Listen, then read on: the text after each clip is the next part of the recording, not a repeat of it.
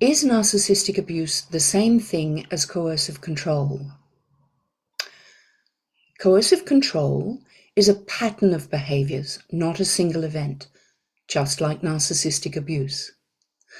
Both terms refer to one person using covert or persuasive, and sometimes overt or aggressive methods to control and maintain power over another person. That controlling person could be a colleague, parent, sibling, or more commonly, a romantic partner or boss. People are only just starting to recognize that such a thing exists. Because it's complicated, hard to prove, and perpetrators use lies and plausible deniability to cover the fact of their offending against another person. Naturally enough, when it happens behind closed doors, it's one person's word against another's, and often the victim is misidentified as the offender. Controllers can be very skillful at covering their tracks, appearing cool, calm, and collected when accused.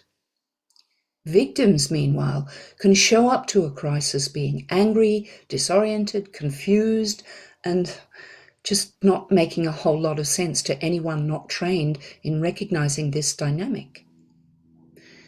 People high on the narcissism spectrum and coercive controllers tend to use similar techniques. Words and actions that undermine the target's self-worth, identity, confidence, and independence.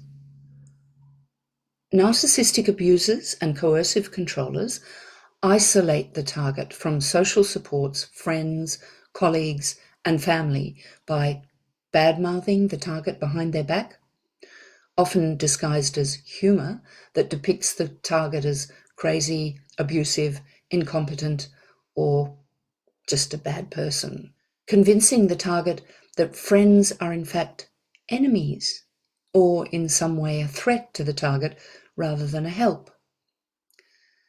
Narcissistic abusers and coercive controllers use technology, sometimes to harass, stalk, intimidate, or isolate, as in the last point, using fake profiles on social media, tracking devices used by the target, or in a pet's microchip, excessive texting or calling, installing camera devices in the home for safety, accessing email, bank, and other accounts, deleting important online accounts, such as websites or social media accounts belonging to the target, posting photos that give the impression of a happy relationship, doxing, that is, posting without consent the target's private and personal information or photographs,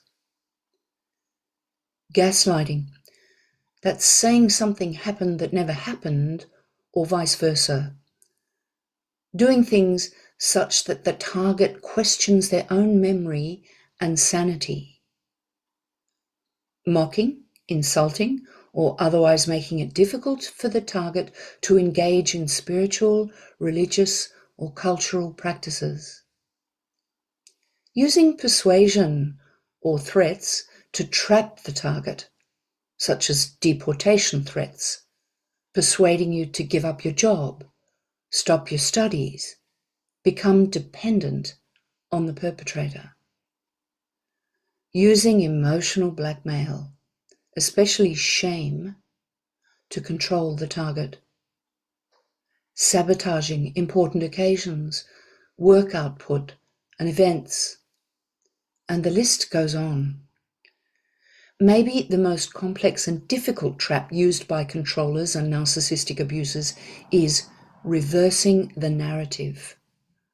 That is, spreading false rumors that the target is mentally unstable, abusive, a drunk, a bad mother, and doing all the vile things that the perpetrator themselves is doing. This is the drip, drip, drip of invalidation, humiliation, and dehumanization that targets grow to tolerate over time. Targets learn to walk on eggshells. And now that awareness of these controlling narcissistic behaviors is rising, maybe the worst reversal of all is the perpetrator accusing the target of being a narcissist or coercive controller. This can keep therapists, police, lawyers, and everybody else very confused and forced to believe one or the other. Socially, ignorant people mostly fall into the trap of claiming there are two sides to every story.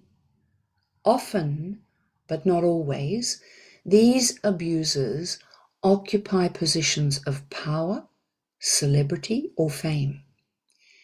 It goes with the territory of being either narcissistic or obsessively controlling. They're skilled at impression management and can appear altruistic, religious, or otherwise the best type of person.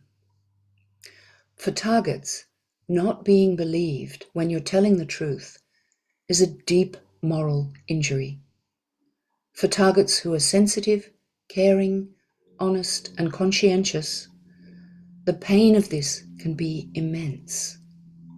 They can find it hard to believe that someone who was so perfect at the start can become so nasty. Home devil, street angel. They can question themselves and secretly think it must be them who's the crazy one. Recovery can be like recovering from a cult, brainwashing and all. Not easy, not your average breakup. If you think this is happening to you and you don't know who to trust anymore, seek some support from a therapist who understands narcissistic abuse, or from services that understand coercive control and financial, sexual, or psychological abuse. Here in Australia, that could be Orange Door or 1-800-RESPECT. For more information about coercive control, you can use the link given at the end of this video. Go well. Take care. Be kind to yourself.